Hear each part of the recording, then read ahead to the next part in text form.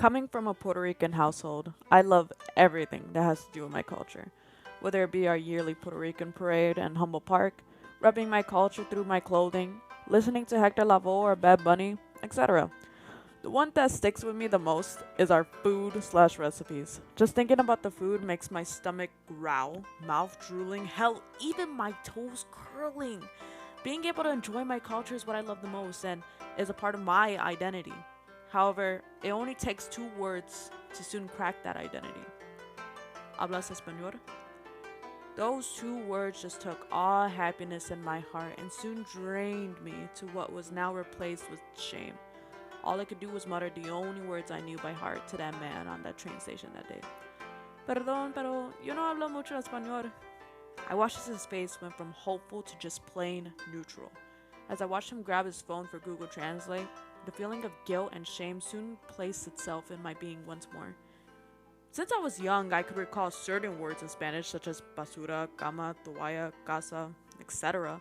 When I started school, it was all child's play. I spoke English back and forth with my friends as that was the literacy I was proficient in, the literacy that I learned.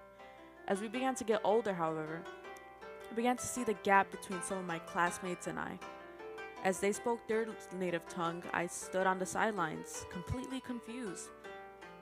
I thought if only I could speak Spanish, I would be able to make more friends and conversate with them more. My friends would speak Spanish to me, and once they realized I couldn't, they took advantage of that at points and would call me certain things. There was a day I recall when I snitched on my classmates, Rudy and Angel, for an incident we all did. Yes, I snitched, drag me all you want, but anywho. As I was waiting in line for lunch, all I heard was Angel approach me and began to speak Spanish. Of course, all I did was awkwardly smile and also did that awkward little laugh when my eyes squinted. However, there was one word that stood out to me. Rata. I was confused, obviously. Thankfully, though, there was a girl named Karen who translated what that word meant, and she told me that they had called me a rat. Now, thinking about it now, it's not that big of a deal, but younger me, like 9-year-old me, was terrified. I thought that if she wasn't there, I would have never known. And I then realized how many times people backtalked me and got away with this since I couldn't speak Spanish. Throughout my life, I was always told many times by my peers and even sometimes by my own mom that I was not Hispanic because I could not speak Spanish. When I was at home, I would try to converse in what broken Spanish I had.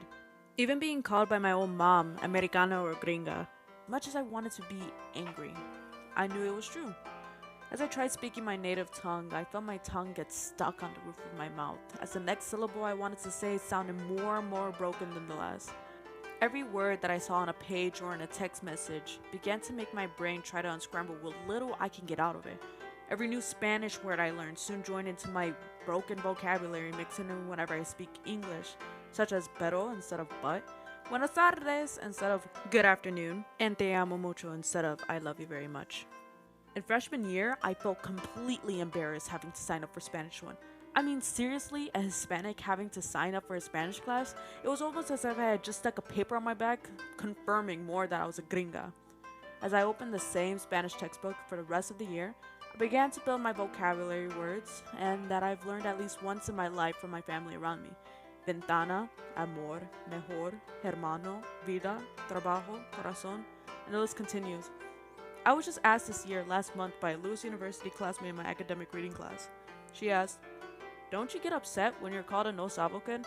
I replied with no, only because I can be upset as much as I want. However, it's not going to change me not knowing how to speak the language.